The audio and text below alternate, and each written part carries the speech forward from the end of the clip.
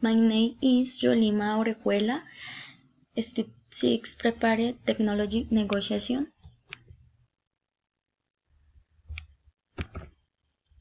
Commercialization of the software developed by Compañía de Software Colombia.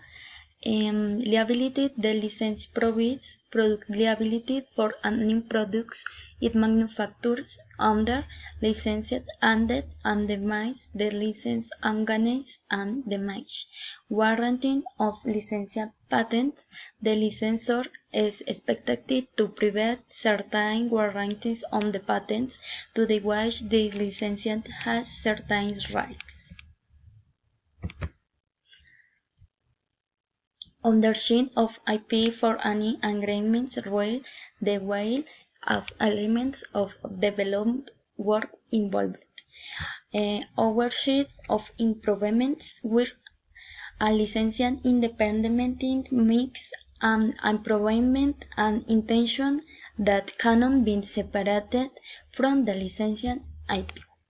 Valued method used to establish the price and the reason of the selection entry method to calculate the value of the intangible as acid-based of technology with the mode of income the profit-sharing approach was considered. The software company Colombia has royalty sharing agreement with the distributor of the products in the following. Project Renault product sales correspond to the company Software de Colombia. Of that income correspond to your distributor.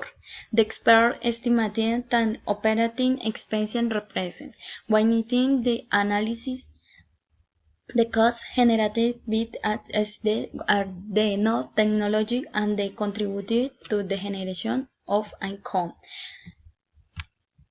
General condition of the licensing fee. The licensing also referred to as lump sum down payment or upfront fee is a payment that typically is the separate to royalty payments for a brand technology or product which is relied in commercial operation is Beijing transferred as the Turkey technology package no license. The license fee is usually a fee which is licensed paid.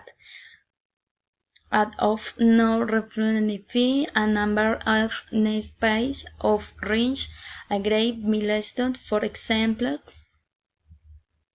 Thank you.